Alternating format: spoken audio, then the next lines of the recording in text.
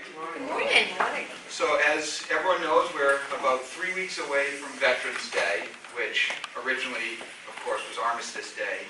And appropriately enough, it's going to be a very special Veterans Day this year because we are 100 or 200 years, 100, I can't do math, anniversary of the end of World War I and the signing of the Armistice. So my Aide Lori, everyone knows how fantastic she is, reached out to try and bring some guest speaker here to Sutton, and we were blessed that Brigadier General Kondratiuk, who is also the Director of Historical Services, is able to come out and give a talk on the history of World War I, Massachusetts in particular, and hopefully touch on some of Sutton's history. And I'm always touched whenever I come to Sutton for Memorial Day and Veterans Day celebrations, how much pride the town and the community has in its veterans and in the history that we have here. So I'm really excited to hear this talk. And for my personal perspective, and deservingly so, but I feel like we all get a lot of World War II history and a lot of talks, and people are very aware of all of the World War II history, and sometimes some of the World War I stuff goes a little underappreciated. So I'm certainly looking forward to hearing about that history. So without any further ado, Brigadier General. Thank you. Let me do this. Let me give out a couple of brochures and pass them around on the World War I Centennial. As I'm talking, I'm Director of History for the Adjutant General's Office, which means the state agency that administers the National Guard. And unknown to the Adjutant General's Office, me and a couple other people are responsible for all the veterans records of Massachusetts. We have 3 million veterans records, 1775 to 2018. We're the only state in the nation that can do that because we've been collecting records for all those years, and it was always thought to be important what Massachusetts soldiers did in the various wars, so from the Revolution all the way up to the present. So we do have an office in Milford, an office in Concord. We keep all the records, hard copy and digital and so on. So that's one of our missions in the Adjutant General's Office. I'm going to be talking about Massachusetts and more. I'll start off with Sutton because that was the draw, I suppose. I'm not an expert in Sutton history. I'm just going to be talking about the military history in the U.S., how we got into the war and so on. So what I'd like to do, if you have a question, interrupt me, okay? Because this is the best way I found over the years, the best way is give and take. You come up with something that you think you want to ask a question, please do. If I miss something, you can kind of remind me or something, whatever you'd like to do, because it's a small group. I'm here, and so we're going to have a good time talking about World War I. I'm also the chairman of the World War I Commission for the state, and I got a lot of things to do. I'm also the national commander of the 26th Infantry Division, veterans, and I'm going to be talking about the 26th Division. It's the National Guard Division. Originally in 1917 from New England, and then after the war it was a Massachusetts National Guard Division all the way up to 1993. So I have the Sutton records, and I have the individual records and the town records for Sutton. You know, as I said, and there were 61 military personnel from Sutton that joined or were drafted. 55 were in the Army, 4 in the Navy, and 2 in the Marine Corps. And of the 55 in the Army, 2 served in the 26th Division, which I just mentioned, and a number served in the 76th Division, which I'll talk about a little bit later. But, you know, here are the names and their service, and you know, the largest part of the Army was the United States and in France. So let me kind of set the stage before I go back into Sutton. If you know your World War I history, we declared war on April 6, 1917. Now, why did President Wilson, who ran on the term during the election, "I will not enter the war"? Well, he did. And why is that? Couple things actually. First one is when Germany declared that they were going to sink all ships, unrestricted submarine warfare. They did that in January, and sometime before that, the Lusitania had sunk, lost American lives. And the Atlantic was torpedoed by a German submarine. That was still thought of. And it was also, there was a great amount of, on the American side, we were were on the side of the Allies, France and Britain, in the war, less so in Germany, and that's for a number of reasons I go into. But actually, the main reason why President Wilson went to declare war was because British intelligence intercepted a German telegram that had gone from Germany to the German ambassador in Mexico City. And his instructions were, go see the President of Mexico. If Mexico declares war on the United States, we'll let them have all of the Southwest back. And when British intelligence brought that to President Wilson, he said, that's it, I'm declaring war. And so those are the reasons why we went into the war. Now, we had an army of 127,000 in the active army, and about 160,000 in the National Guard. So the entire U.S. Army at that point was 300,000, okay? The German Army was probably 4 million. The British Army was 3 million. And so we had a very small military. We were not prepared. We didn't have the equipment. In fact, the British and the French had to give us all the artillery. We didn't have any. We didn't have any tanks. We didn't have anything. We just weren't, we were not prepared for modern war. The largest unit we had was a brigade. Brigade is 2 regiments, brigade, and then you have a division. We didn't have any divisions in the U.S. Army. So very ill prepared. So with the declaration of war, the U.S. Army had to ramp up, had to recruit, train, equip, as I said, and build new installations. They had to build brand new forts that hadn't existed before for these large drafty divisions that they were going to bring into existence, and the National Guard divisions that were going to bring into existence. And since I worked for the National Guard, I'm a National Guard historian. I've been doing this for 38 years, either in the Army or for the National Guard. I talk about the Guard. The Guard was the largest combat force in World War I. That's not well known. And the largest number of combat divisions that fought in France for the summer of 1918 with National Guard divisions, 4 or 5 regular Army divisions, and a couple draftee divisions, but they really did, the draftee divisions, because it took so long to train and equip, really didn't become a factor until the fall of 1918. We had some, I want to say we had, when it was all over, by the time all the divisions that got to France, I think we had something like 40 divisions. 2 million men plus everything else. That's a lot of troops, that's a lot of equipment. So when you think about that, what the United States did, in a matter of 2 years, it went from an army of 300,000 to 4 million. And they built these large installations. Anybody been to Fort Devens? That was Camp Devens. That was one of the first built. They built Camp Devens. They got the orders to build it in July. It was open in, fully open in September. That was amazing. And of course, they continued to build it. Build, and it could train, it could hold 40,000 men. So they did that all over the country. It's amazing. And then, you had to get the rifles, the uniforms, the boots and shoes. So a lot of the draftees that came in, they had no uniforms in the beginning. They had no rifles. They had to carry broomsticks until they could get rifles for them. So it was a war we were not prepared for. And that's really the history of the United States until recently. We were not prepared for World War II. That's a topic for another day. The first National Guard unit, the Massachusetts National Guard, was called up at the end of March 1917. Why the end of March? Because President Wilson knew he was going to declare war, and he wanted National Guard units all over the country to guard vital defenses and infrastructure. And I wish I could say we had all these important factories and military facilities. We didn't. What they ended up guarding was railroad bridges. They thought that was important because they thought German saboteurs were going to come into Massachusetts, blow everything up. So it's like after 9/11. And there's an old Roman proverb, he who tries to guard everything guards nothing. And that's what we did after 9/11. We kind of did that in 1917 as well. So as certain guard units are called up, the first recruits to join the Army are not the active Army, but the National Guard. The National Guard is ramping up. Massachusetts went from 10,000 to 16,000. In a matter of months. You want to go to war with your buddies. I know there was no unit here, but there were some 90 armories all over the state in 1917. And so this 26th Division I'm talking about was the National Guard of New England. It consisted of 28,000 men. They put it together in August of 1917. It was stationed at Camp Framingham, where the state police is on Route 9 now. There was another camp in Oxford, Massachusetts for the artillery, and another one in Westfield, Mass.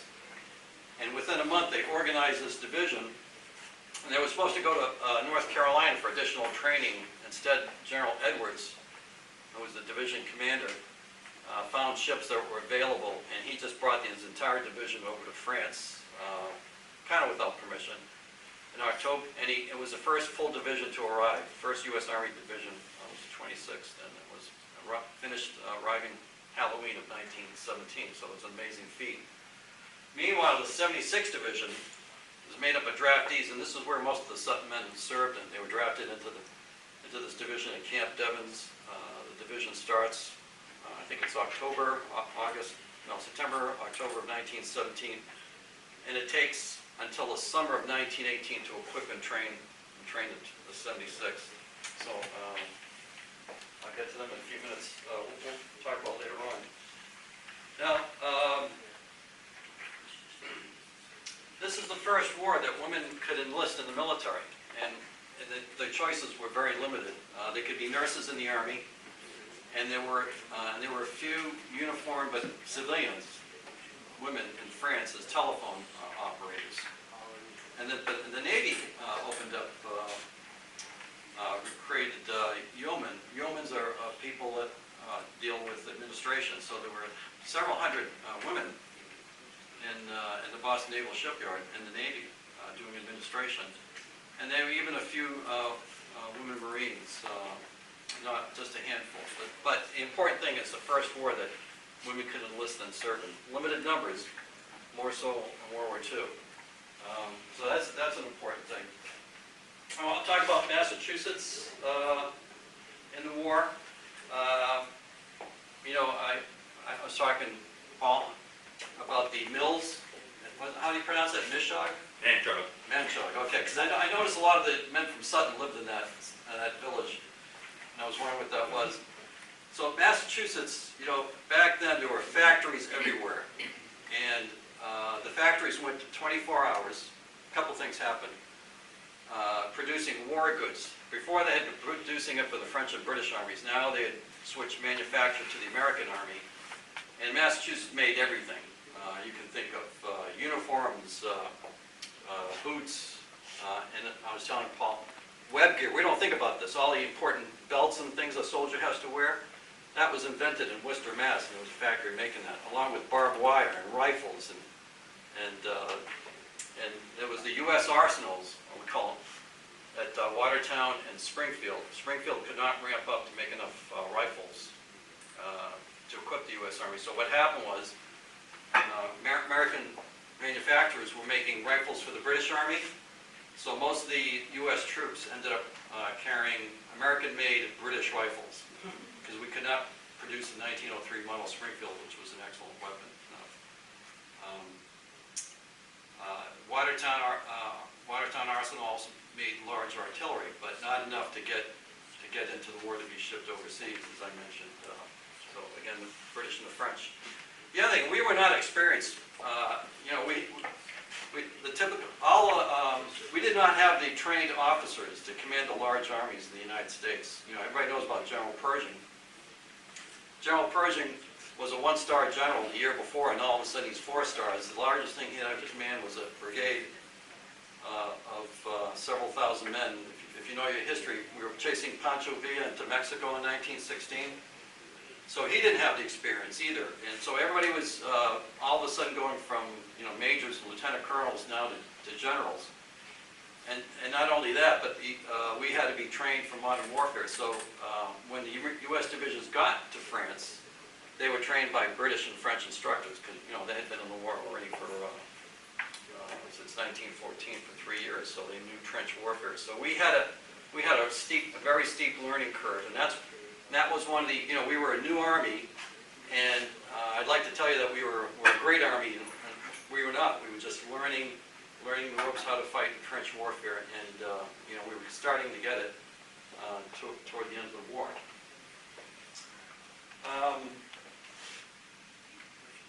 We talk about General Pershing, and his force was called the American Expeditionary Force. And as I mentioned, the Army went from 300,000 to 4 million. 2 million were in France by the fall of 1918.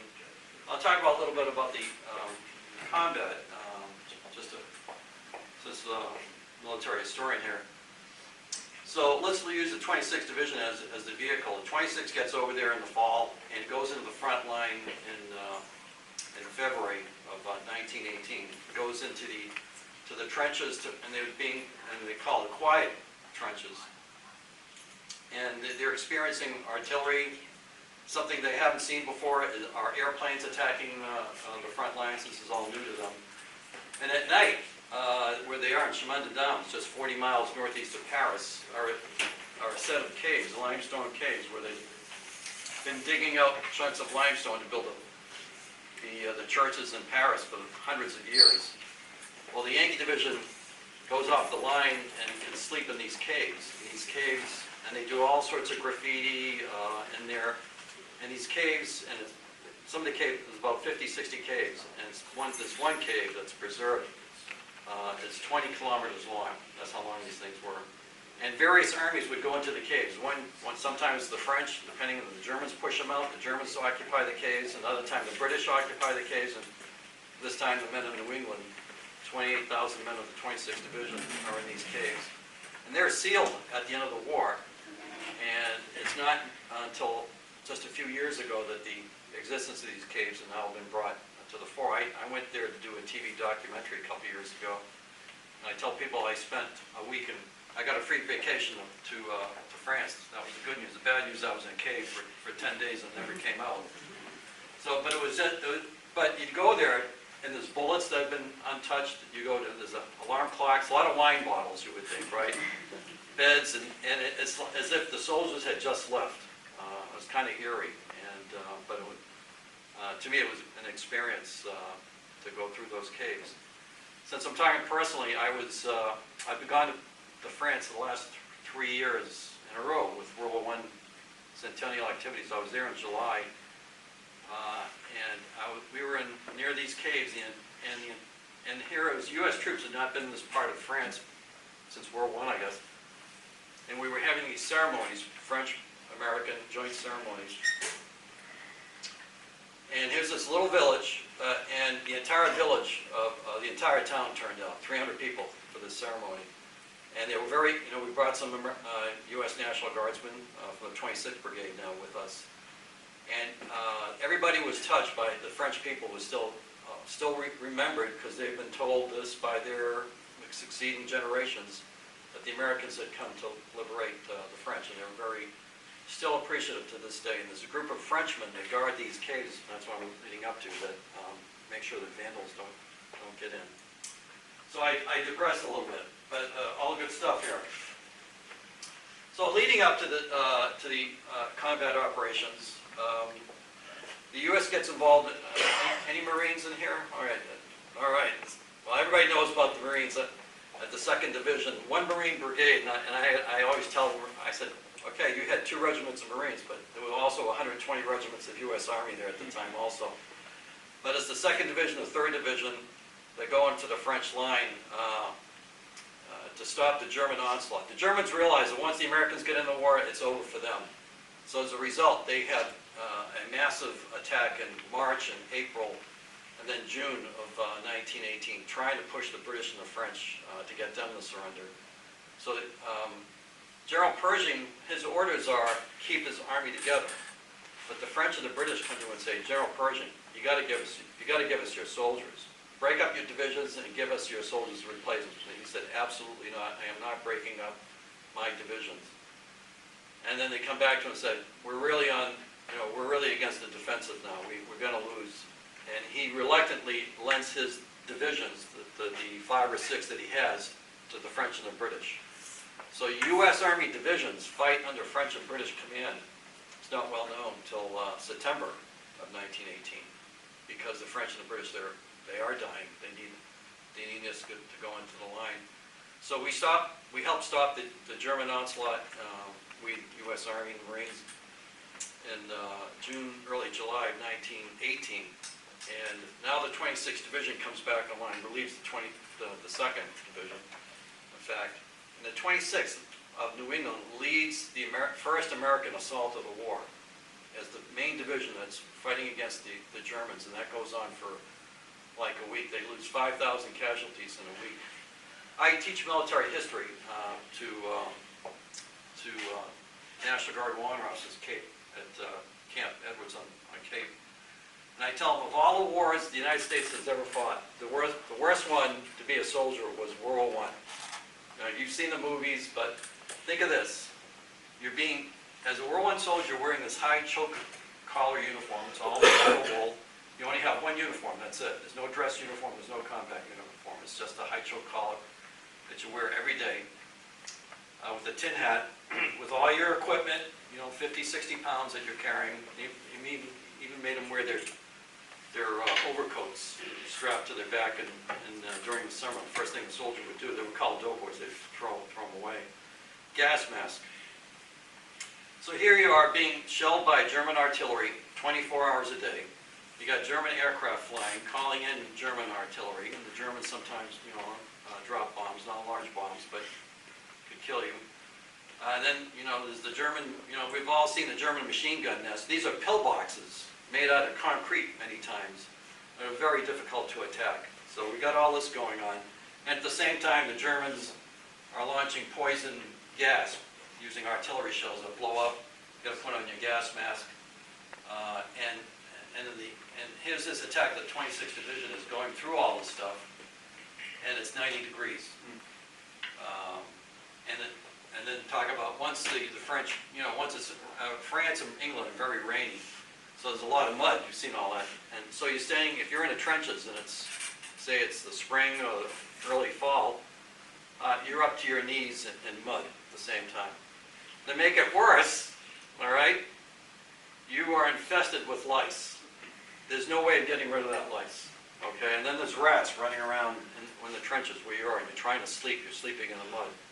So it's a very difficult war for our soldiers to be in, for the French and British as well, the Germans on the other side. So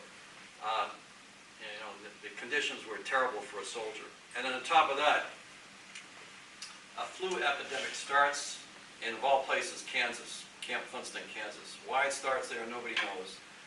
And then it spreads, and where it hits first on the East Coast is right up 30 miles from here north is Camp Devens, Mass. It goes in like a flame, and it affects young men, affects young people. And here you are, these young men in these close quarters, these barracks that hold, one floor, 60, 70, 80 men, and they're giving it to one another. And so half our casualties, we had 150,000 dead in World War I, half died from the flu or disease, and half died in combat. So that flu is now carried on. It's, the soldiers are going to Europe. The flu goes from the United States to France. And so our soldiers now, not only are these difficult conditions, they catch the flu as well in the fall of 1918. So we lose a lot of men to the flu as well. So if you can think of the most horrific conditions, it is being a World War I soldier. So the United States, General Pershing finally takes command of his First Army in September of 1918, goes on the offensive at St. Mihiel, and then he takes a chunk of the front from the French, and he's ready to launch the last campaign of the war called the Meuse-Argonne campaign. And that is up to that time, it's one of the largest. It is the largest battle the U.S. Army's ever fought. Some military historians will say it's the largest ever fought period. It's not. It's the Battle of the Bulge during World War II. But the Meuse-Argonne starts in September of 1918, and it goes on all the way through October and at the beginning of November. And it's a very difficult campaign. The Germans realize they don't want to give up any ground. So it's a very difficult campaign. We lose most of the 75,000, 80,000 soldiers that died during the war. Most of them die in that last campaign of the war. The fighting ends, we all know, on November 11th of 1918. And it makes the United States a world power. We were the deciding factor in World War I at the end. There's no question about that. And, knowing well that the French and the British also suffered. And now what was it all for? What was the outcome of World War I? well, it made the United States a world power, but we elected not to retain being a world power. After the war, we should have been, if you know the League of Nations, which is prior to the United Nations, that was Woodrow Wilson's idea, and the U.S. Senate would not allow the United States to become a member. France and Britain imposed a heavy reparations on Germany and set up the seeds for World War II. Also, everything that we're dealing with the Middle East starts after World War I, because it was called the Ottoman Empire, run by Turkey. And the French and the British take them over as colonies, and to this day, the Middle East is a problem. New countries are set up, that want to be independent. And it just changes the world. And new countries, Poland, Czechoslovakia, and Austria, and so on, changes the map of the world, for that matter. And the United States, like I said, elects not to be part of that. No time for another story. So that's World War. How did I do that? Oh, World War I in 30 minutes. Okay, pretty quick. I got it. So I want to talk about, before I go back into and talking about Sutton a little bit. War always brings the worst in humankind. We know that, and war always brings social change. And war has military results, political results, but social change as well. Not always good, sometimes good. So what did World War I bring to us? Because so many women were in the work, and they took factory jobs because the men were at war as well. It led to the movement finally for the the 19th Amendment for women to get the vote, which is important. But by the time the soldiers, by the way, didn't get back till 1919. And while they were away, Congress passed another amendment to the Constitution that did what? Anybody know? Prohibition. Prohibition. Yeah, imagine that. Here come our soldiers. They've been, they're tired. They want to get back to the civilian lives, and they can't even buy a beer anywhere or go to a liquor store or anything like that. And that lasts till I think 1935. So what happened? A lot of do-gooders. They've been trying to have prohibition in the United States. Finally got their way. And also World War I starts, I didn't talk about this, the civil rights movement for African Americans. Really the genesis is really World War I. Why is that? Because so many African American soldiers had fought in the war, and they were considered third-class citizens. They gave them labor jobs instead of being on combat, and they were treated poorly by the American Army. And this was kind of the genesis for the civil rights movement. And there were a number of other things that they came up with in World War I. And that happens at the end of, society always changes after war, like I said. It affected and it was a World War I because it affected people all over the world. And, we didn't talk about, because the United States wasn't involved, but, there was fighting in Africa, even in Asia, but the main part of in Italy and the Middle East. So it was truly a World War I, or World War that really brought great change and many deaths to the world. But with that, there's quite a segue right into Sutton. As I mentioned, there were 61 men, no women, came from Sutton, again, because it was a limited role for the women. But most of the men that were drafted ended up in the 76th Division that was, as I mentioned, that formed in Camp Devens. And that was divisions were 28,000 men, and they initially 14,000 horses and mules, because there weren't any trucks. Trucks eventually came later, and they went down to about 7,000 horses and mules. The military still relied on horsepower to pull its artillery, to pull the wagons, and so on. So the men of Sutton were in that 76th Division, and it was made up of draftees from all over New England, and they started deploying in July of 1918. And when they got to France, General Pershing said, you know what, I need the 76th Division as replacements. We had no replacement system in the U.S. Army. What does that mean?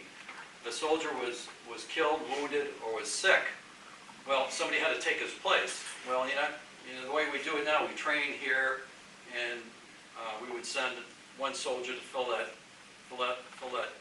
hole in that unit. Well, we didn't have that system in World War I. So the 76th Division got there, and it was broken up as replacements. All the infantrymen went to other units to plug in the vacancies, the holes that have been as a result of combat and disease. However, the artillery stayed together, and the artillery did see some minor action in September and October of 1918, and that's where so the Sutton men served everywhere. Now, 2 Sutton men, as I mentioned, were in the 26th Division, Yankee Division. They were among the first to go into combat in World War I. So that was quite a feat. And the 76th men of Sutton just served about everywhere on the front of World War I. You know what? I'm going to leave this roster with someone. Michelle, can I leave it with you? Sure. Maybe we get it to the Town Historical Society. But it's a wonderful record of the Sutton men service during the war. And so we're winding up the World War I centennial. We've been doing this for about 2 years, and we're going to close it out next year when all the doughboys get back. And it was not a big national celebration.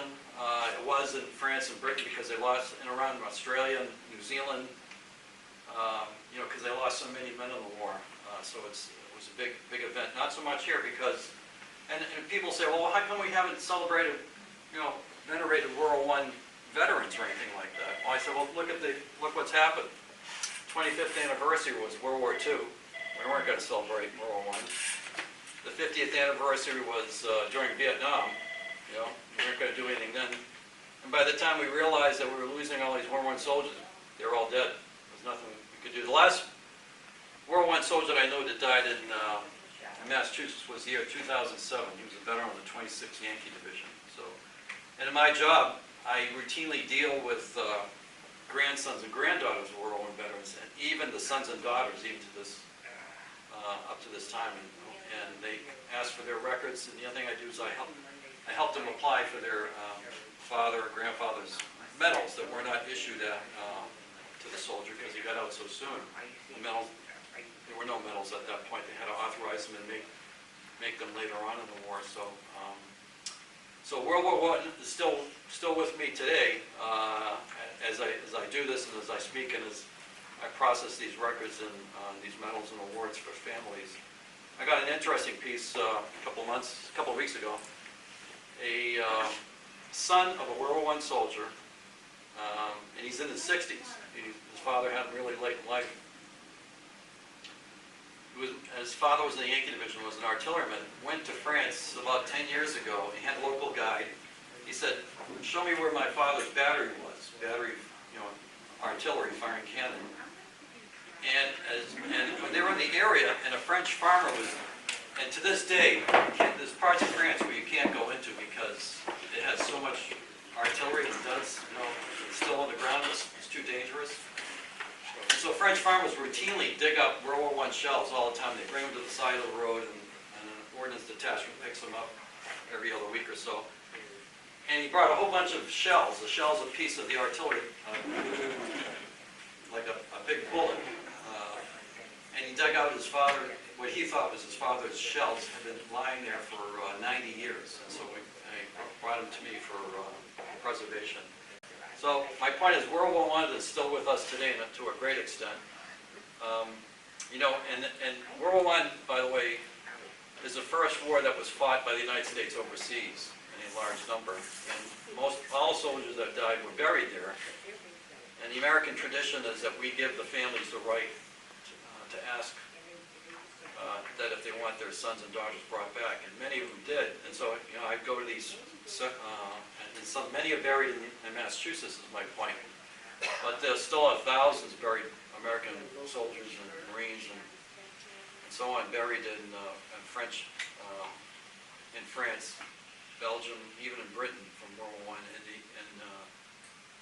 And when you go to these cemeteries, you see thousands of white crosses and Star of David, and it's beautifully manicured, so it's kind of you feel for the soldier that's buried there far, and there's many from Massachusetts, the ones I go to, Yet the French people to this day still respect their sacrifices we do. So on November 11th, as we ring bells across the United States, I'd ask you to pause for a moment and think about the men of Sutton, the men of the United States and women who went to France and fought, and many died, many came back, and we salute them and honor them for their service. So I'll end up there.